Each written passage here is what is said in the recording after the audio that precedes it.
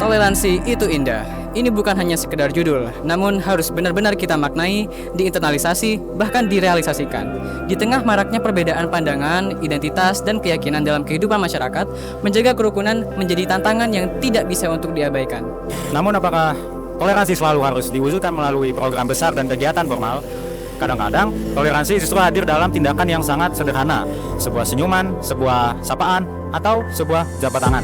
Tindakan ini yang tampak biasa ini sesungguhnya menyimpan makna yang sangat mendalam tentang penghormatan, penerimaan, dan kemanusiaan. Melalui dokumenter ini, kami mengajak Anda melihat bagaimana praktik toleransi antar umat beragama tercermin dalam interaksi sosial sederhana berupa bersalaman di lingkungan gereja GPDI Eklesia Jember yang berlokasi di Jalan PB Sudirman, Jember, Jawa Timur. Dari tindakan kecil inilah kita belajar bahwa kerukunan dapat tumbuh dan terjaga dalam kehidupan sehari-hari. Indonesia dikenal sebagai bangsa yang kaya akan keberagaman. Perbedaan suku, budaya, agama, dan latar belakang sosial merupakan bagian yang tidak bisa dipisahkan dari identitas bangsa Indonesia. Keberagaman tersebut merupakan kekuatan sekaligus tantangan dalam membangun kehidupan yang harmonis. Oleh karena itu, toleransi menjadi nilai yang sangat penting untuk terus dijaga dan dikembangkan. Kerukunan antar umat beragama tidak hanya berarti tidak adanya konflik. Lebih dari itu, kerukunan tercermin dalam sikap saling menghargai, saling menerima, dan mampu hidup berdampingan secara damai di tengah perbedaan.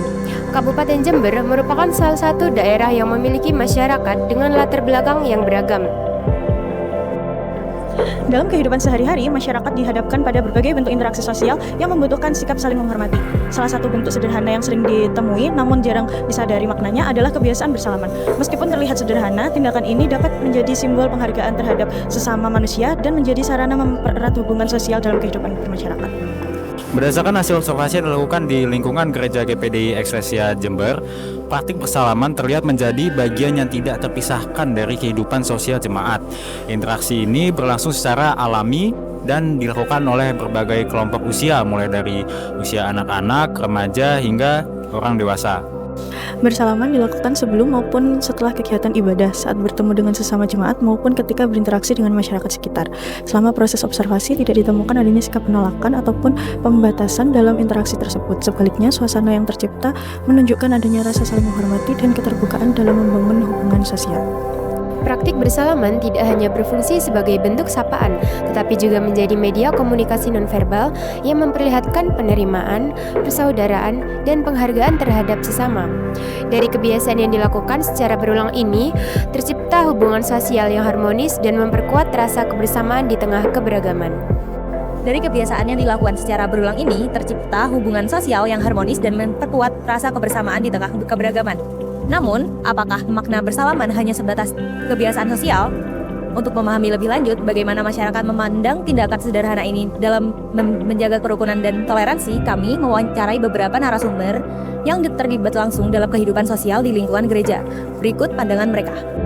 Menurut Pokta, mengapa tindakan sederhana seperti bersalaman tetap penting dalam kehidupan masyarakat saat ini? Pertanyaannya bagus ya.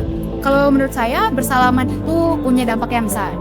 Karena dengan cara kita memberi salam, itu kita memberikan rasa welcome, penerimaan kepada kita.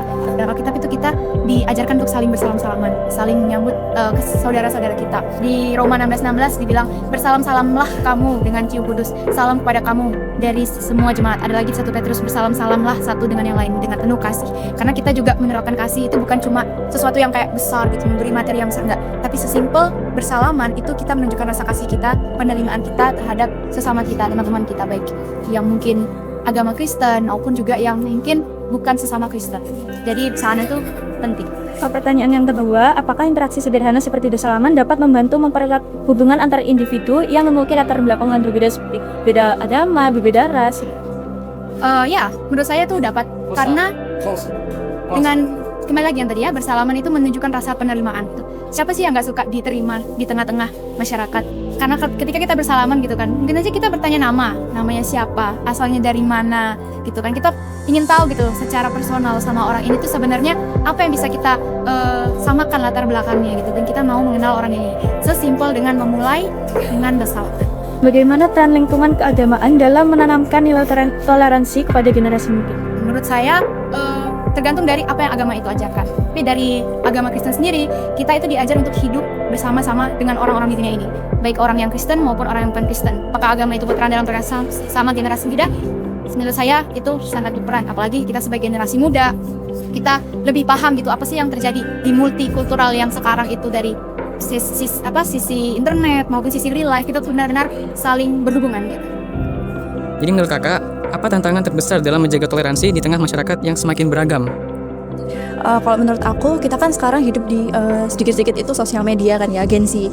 Nah biasanya kalau kita scroll Instagram itu biasanya sering banget ketemu yang namanya kayak, kalau di kolom komentar itu pasti perbedaan pandangan, setiap masing-masing agama kan berbeda-beda. Nah di situ biasanya sering banget ada yang namanya kayak apa ya, perbedaan pendapat antar agama itu menjadi debat tersendiri gitu loh di kalangan orang-orang sekarang. Nah itu sih menurutku yang harusnya kan, karena memang sudah jadi perbedaan, harusnya nggak usah lagi sibuk debat harusnya ya, tapi saling menerima aja kalau memang itu adalah perbedaan kita gitu loh.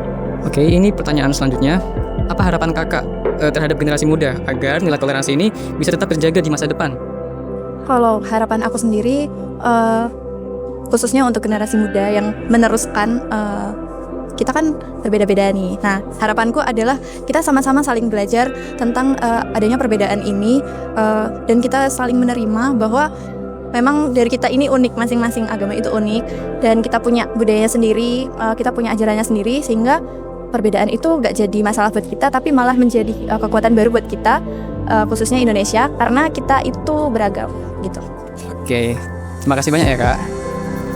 Jika dianalisis berdasarkan nilai-nilai Pancasila, praktik persalaman yang ditemukan dalam observasi ini memiliki makna yang lebih luas daripada sekedar kebiasaan sosial. Pertama, praktik tersebut mencerminkan nilai sila pertama, yaitu ketuhanan yang Maha Esa.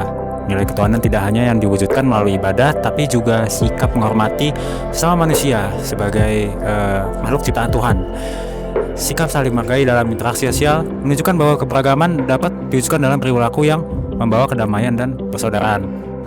Kedua, praktik bersalaman mencerminkan nilai sila kedua, yaitu kemanusiaan yang adil dan beradab.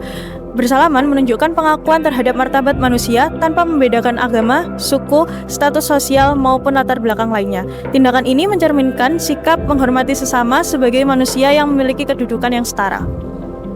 Ketiga, praktek ini juga mencerminkan nilai sila ketiga, yaitu persatuan Indonesia. Persatuan tidak selalu dibangun melalui kebijakan besar atau kegiatan formal. Persatuan juga tumbuh dari interaksi sederhana yang dilakukan secara konsisten dalam kehidupan sehari-hari. Melalui kebiasaan bersalaman, tercipta rasa kedekatan sosial yang membantu memperkuat hubungan antar individu dan mengurangi jarak sosial di tengah keberagaman. Dari dokumentasi ini, kita dapat belajar bahwa toleransi tidak selalu diwujudkan melalui kegiatan besar atau forum resmi. Toleransi justru tumbuh dari tindakan-tindakan sederhana yang dilakukan secara tulus dan berulang dalam kehidupan sehari-hari. Sebuah jabat tangan mungkin hanya berlangsung beberapa detik. Namun, makna yang terkandung di dalamnya dapat mempererat hubungan sosial, menumbuhkan rasa saling percaya, dan menjaga kerukunan di tengah keberagaman. Sebagai mahasiswa dan generasi muda, kita memiliki tanggung jawab untuk terus menanamkan nilai-nilai toleransi dalam kehidupan sehari-hari. Karena harmoni sosial tidak dibangun dalam satu hari.